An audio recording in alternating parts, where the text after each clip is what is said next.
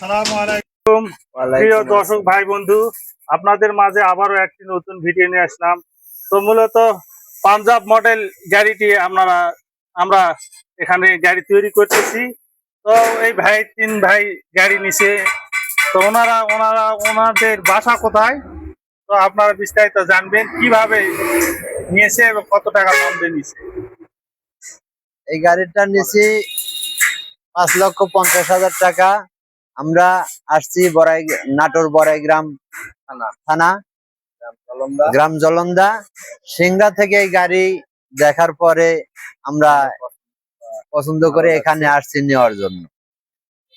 এটা ধান মারাই খুব সুন্দর, হ্যাঁ পরিষ্কার, চালনা ভালো, ডিজিটাল হ্যাঁ মডেলও ভালো।